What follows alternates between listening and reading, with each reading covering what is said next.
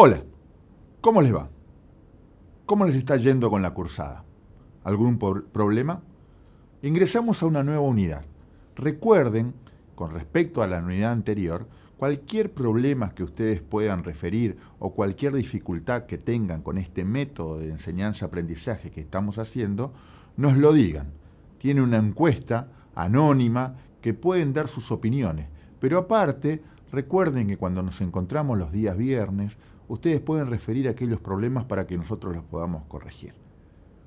Comenzamos ahora una nueva unidad, con otro de los síntomas que más frecuentemente hace que los chicos lleguen a la consulta en pediatría. Nos referimos a la parte de 2, tanto los vómitos como la diarrea. Sobre eso vamos a hablar en este capítulo. Vamos a hablar también junto con la doctora Eugenia Ornea, quien nos va a hablar con algo que los acompaña a veces a estos, al vómito y a la diarrea, que es el dolor abdominal. Algunos conceptos que daré yo o algunas cuestiones que digo yo también van a ser referidas por la doctora Orna en su clase. Así que tratemos de complementar estas dos clases a los fines de entender este capítulo grande de la pediatría, que son aquellos problemas que llevan a los chicos a tener dolor de panza, como dicen las mamás, o dolor abdominal, los vómitos y las diarreas. Ahí está. Continuando con esta clase, lo que vamos a hacer es, vamos a dividir la misma para que ustedes realmente no tengan cansancio al mirarla cada una de ellas, en varias partes. Y al final de cada una vamos a ir dando algunos trabajos para que ustedes vayan pensando y analizando lo que están aprendiendo. Esta clase, junto con la clase que da la doctora Orna, que ya también ustedes la tienen subida ahora, que es el tema de dolor abdominal, son las clases complementarias de esta unidad. Vamos a ir agregando otras cuestiones, pero las básicas son estas dos que vamos a dar con la doctora Orna. Recuerden siempre, ustedes están en este momento así, o por lo menos los viernes nos vemos así, o en gran parte de la facultad ustedes están así, vienen, toman apuntes en las clases, miran las clases, a veces hasta se aburren en las clases, pero dentro de muy poco ustedes van a estar de esta forma, van a estar en el consultorio, van a estar haciendo su práctica profesional, en los hospitales, en los centros de salud, en sus consultorios privados, en donde sea, ustedes van a estar atendiendo pacientes. Y para ello necesitamos saber cómo, que ustedes tengan algunas competencias para realmente atender adecuadamente sobre todo a estos niños. Por lo tanto, vamos a empezar con un caso. Piensen, viene Robertito, que es el niño de la foto, que tiene 6 meses, y que dice la mamá que vomitó toda la madrugada, que cada vez que le quiso dar la leche, el pecho, le vomitaba, le daba y vomitaba, le daba y vomitaba. Y esa es la carita que tiene. Piensen, pongan en pausa el video y piensen qué es lo que ustedes harían, ¿no?, en este momento. ¿Qué cosas ustedes harían o cuál sería el diagnóstico y qué le sugerirían a la madre? Recuerden siempre que cuando ustedes van a hacer este tipo de análisis de los pacientes, no solamente es un paciente con una enfermedad, sino es un paciente con distintas situaciones que lo rodean y que ese mismo paciente en otro lugar del mundo o en otro tipo de ciudad, en otro tipo de situación, aún dentro de la misma ciudad o pueblo, puede llevar a distintas patologías. Entonces, no perdamos de vista este mapa conceptual, que el ser humano está rodeado por un ecosistema, por su familia, por la sociedad y por cuestiones de prevención o promoción de la salud que por ahí han fallado y que lo llevan a un determinado estado que puede llegar a alterar su salud. Eso tiene que ver con un ecosistema inadecuado. No es lo mismo un chico que está en el centro de la ciudad, con agua potable, con un baño adecuado, que aquel chico que vive en distintos lugares de la ciudad sin una adecuada provisión de agua o sin eliminación de excretas adecuada. Todo ello predispone a determinado tipo de patologías. Esas patologías pueden ser patologías tradicionales, como las diarreas comunes, las diarreas estivales, u otras cuestiones que puedan ser tener que ver con el ecosistema que lo ha rodeado, por ejemplo, las intoxicaciones alimentarias. Estos vamos a ir mirando los tipos de trastornos y vamos a mirar que algunos problemas también tienen que ver con sociopatías. En algunas cuestiones tienen los chicos con alteraciones de trastornos psicológicos que llevan a esta cuestión también de los vómitos. Vamos a ver también algunas cuestiones de la prevención y cuando falla esta prevención que también predispone a distintas condiciones sociales y estas condiciones sociales también predisponen al tema de las enfermedades. ¿Cuáles son los objetivos de esta clase? Los objetivos de la clase es analizar las entidades que se presentan con vómitos en pediatría, describir algunos algoritmos diagnósticos para cada una de ellas, para que ustedes por lo menos puedan hacer una aproximación a lo que están teniendo estos chicos y sobre todo proponer o sugerir tratamientos a dichos problemas. Estas sugerencias el año que viene, cuando hagan la práctica final, ya van a estar tratando a los pacientes y posteriormente ya recibidos como médicos, por supuesto cada vez más van a hacer esto, van a tener que hacerse ustedes ver este tipo de tratamiento que le hacen a los pacientes. ¿Qué es lo que queremos nosotros? Que ustedes salgan cuando terminen esta clase y el cursado de la asignatura, que ustedes sepan establecer los signos y síntomas orientadores que vinculan a esta patología con alguna de las entidades que la provocan. Identificar aquellas diarreas que son agudas y diferenciarlas de las que son crónicas. Reconocer los signos y síntomas de la deshidratación aguda, cuando el chico está deshidratado, porque si no lo pueden reconocer, difícilmente vayan a hacer el tema del tratamiento adecuado. Clasificar la deshidratación en los grados y los tipos, porque con eso vamos a ver más adelante que tiene que ver el tema del tratamiento. También establecer el diagnóstico diferencial cuando esto es un abdomen agudo que solo con tratamiento médico puede estar o que necesita un tratamiento quirúrgico y por supuesto saber nuestras limitaciones y por lo tanto señalar los criterios de derivación oportuna. ¿Cómo vamos a desarrollar la clase? Vamos a ver las generalidades de las entidades, después vamos a ver cómo hacemos la evaluación clínica y vamos a ir mencionando algunas entidades. Vamos a las generalidades de los vómitos. El vómito es una eliminación brusca, expulsión violenta del contenido del estómago y sobre todo de las porciones altas del duodeno, que está provocado generalmente por una actividad motora de la pared gastrointestinal y del abdomen. Los vómitos son una causa común en pediatría, es de presentación común que vengan, tan común como esta cuestión que vieron en la clase anterior, que era el tema de lo de la tos. Algunas cosas que nosotros tenemos que diferenciar en esto de los vómitos, que lo veremos más adelante, uno de ellos es la regurgitación, que es el desplazamiento de contenido que está en el estómago hacia el esófago, pero que no tiene ningún tipo de esfuerzo, que es lo que vamos a ver ahora. Y otro también es la rumiación, aquellos chicos que voluntariamente eliminan la comida y la ponen en la boca y hacen como las vacas que vuelven otra vez a comer y sienten con eso una sensación de placer. Esos chicos seguramente tienen algún tipo de trastorno psicoafectivo que tendríamos que ver. Pero algunas cuestiones que tenemos que observar en la semiología del vómito para ir mirando. Uno es el comienzo, ¿cuándo ha sido esto? Si esto es de comienzo de pocos días que ha tenido esto, o esto ya lleva meses, o es cíclico, o coincide con algún tipo de patología, de situación especial, que tendremos que ver, porque eso también orientará a otro tipo de patologías y no tanto las agudas como son la mayoría de las veces. Tendremos que ver la cantidad.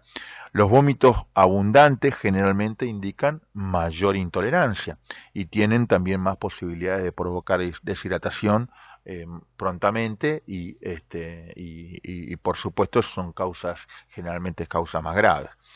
cuál es la evolución también de esta cantidad. Si estos, como decía, la parte del comienzo, estos son progresivos, o sea que fueron aumentando a poquitito, si son recidivantes, pueden ser producidos por vómitos cíclicos o trastornos metabólicos.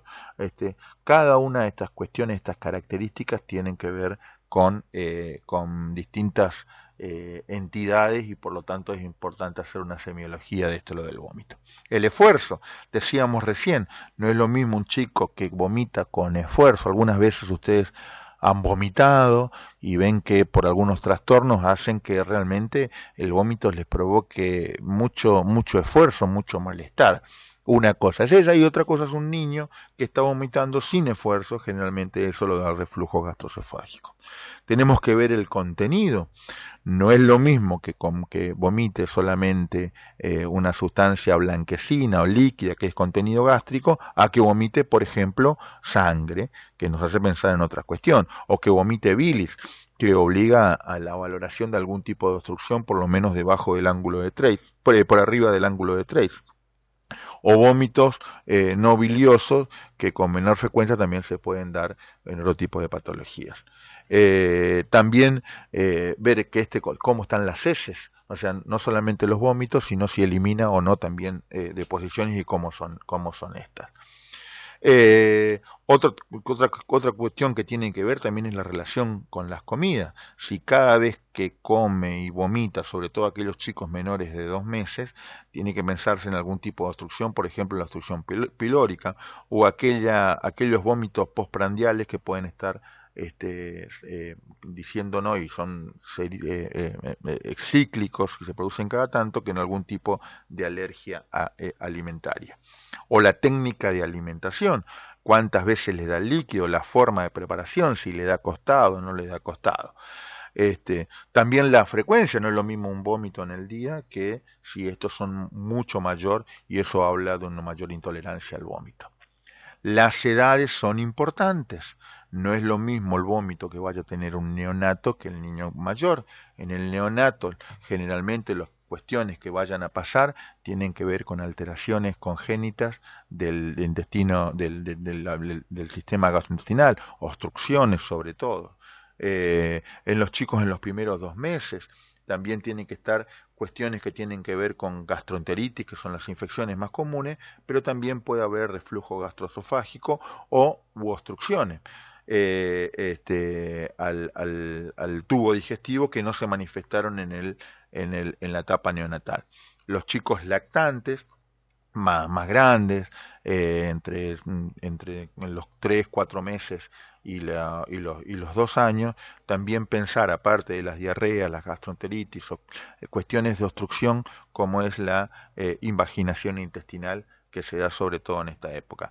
Chicos mayores, hasta 4 años, aparte de las infecciones, también pueden ser algún tipo, si tuvieron algún tipo de cirugía, la posibilidad de bridas, aunque hay bridas congénitas o malrotaciones intestinales, y vamos a ver la semiología de cómo está ese abdomen. Generalmente son patologías quirúrgicas. También la aparición de otras patologías, como son las apendicitis, las peritonitis o alteraciones renales, que también, por ejemplo, infecciones o uropatías obstructivas que también se asocian a vómitos. Todo estas, los niños mayores con el tema de las infecciones, pero también causas quirúrgicas como la apendicitis o la peritonitis.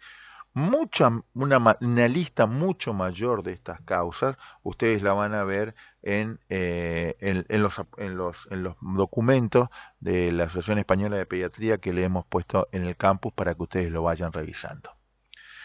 Para cuando nosotros, ¿cómo vamos haciendo tema de diagnóstico? Una de ellas es ver realmente cuál es el estado general de ese chico. Si ese chico está bien, vomita sin esfuerzo, no tiene fiebre, no tiene ningún tipo de problema, o el estado compromiso, o hay un compromiso del estado general. Si tiene fiebre, si tiene signos de sepsis, si este chico tiene signos de deshidratación, que nos hagan pensar que la patología que está comprometiendo realmente está haciendo que ese chico esté en peor estado general. mirar el abdomen, si este abdomen está distendido o no, pensando que nos pueda orientar a algún tipo de obstrucción intestinal o que en el caso de los niños mayores algún tipo de reacción peritoneal que nos estén señalando o llevando hacia la posibilidad de que el chico tenga una enfermedad infecciosa como es una apendicitis o una peritonitis. También las patologías concomitantes, si el chico tiene una infección urinaria, si el chico tiene un problema neurológico, que esto también puede llegar a producir vómitos. Entonces, como todo lo que siempre hablamos, es hacer, ya hicimos la parte del interrogatorio, ahora un examen físico completo. Ese examen físico completo, como su nombre lo indica, viene todo, desde la parte de cabeza, la parte superior del sistema gastrointestinal, tórax, abdomen, miembros, para ver cuál es el estado de compromiso del chico. Ir investigando los signos de deshidratación, que ahora lo vamos a ir mirando, y por supuesto también los signos de compromiso hemodinámico, por si esa deshidratación llegó a tal punto que el chico está en shock. Más adelante, en otras clases, vamos a ver algunas cuestiones que tienen que ver con la semiología del shock, pero por lo menos para el ordenamiento de ustedes. Primero lo que hicimos es un interrogatorio, fuimos viendo cómo es la semiología del vómito, ahora estamos haciendo un examen físico completo que incluye también en forma predominante el abdomen, pero que es completo, que abarca todo el cuerpito del niño, buscando distintos signos que nos puedan orientar a lo que le está pasando. Y por último, con todo esto, llegamos a la sugerencia de algunos diagnósticos y ver la necesidad a veces, si tenemos la necesidad de pedir exámenes complementarios, por ejemplo, como ver cómo está su medio interno, cómo está su sodio, cómo está su potasio, que haya sido perdido a través de los vómitos o haya sido perdido a través de las diarreas, cómo está su estado ácido-base, si han perdido mucho bicarbonato y están en acidosis metabólica, como la posibilidad de radiografías que nos puedan orientar al tema de obstrucciones intestinales, o hemogramas que nos pueden orientar al tema de la posibilidad de casos de cuadros infecciosos que estén produciendo este problema. Por ejemplo, una infección urinaria, haciendo una orina completa. Las patologías van desde patologías benignas y comunes, como una diarrea, una gastroenteritis, a obstrucciones como la foto que ven y por malrotaciones, o atresias que sobre todo se dan en la parte congénita, o estenosis de alguna parte del sistema gastrointestinal, que es muy común en los chicos que se dan los chicos entre los primeros 2 meses, que es el tema de la estenosis de píloro, que nos obliga a un chico que está desnutrido y que está vomitando cíclicamente, sobre todo después que se alimenta, descartar esto de la estenosis de píloro. O, como ustedes ven en el diagrama o la foto posterior, también está el tema de la invaginación intestinal, sobre todo en niños lactantes.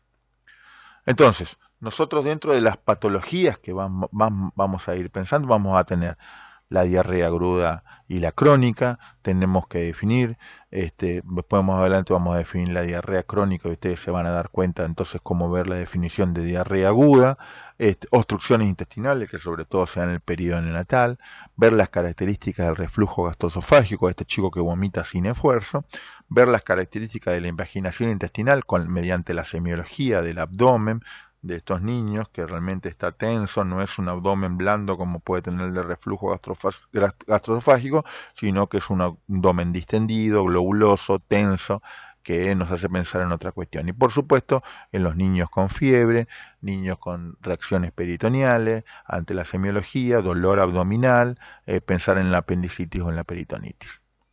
Hay alteraciones benignas.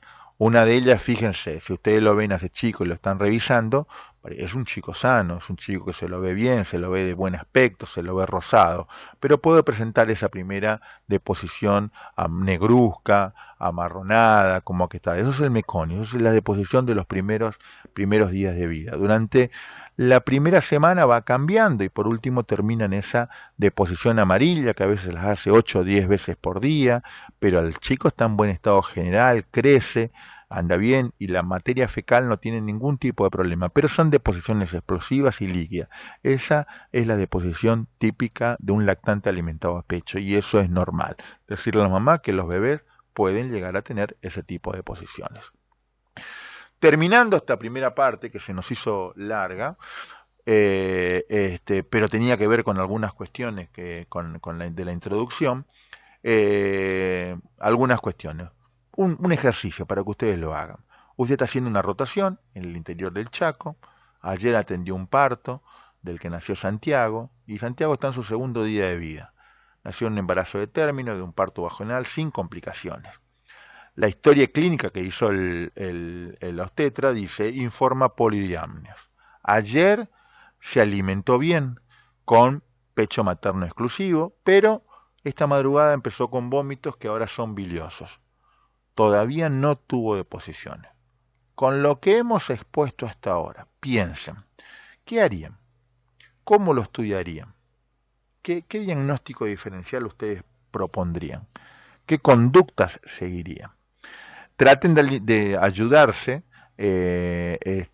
con los documentos que le hemos puesto en el campus y es una forma de ir estudiando este tipo de patología. Hacemos un segundo caso. Usted está haciendo una rotación en el interior de Misiones y concurre al hospital un niño de 12 meses que esta madrugada comenzó con vómitos y mucho llanto. Se encuentra hidratado, con el abdomen tenso. Todos los antecedentes familiares son relativamente normales. Lo único que ayer estuvo con un poquito de resfrío y catarro. ¿Qué haría? ¿Cómo lo estudiaría? Traten de proponer o sugerir diagnósticos diferenciales y también de sugerir alguna conducta. Nos vemos en un rato.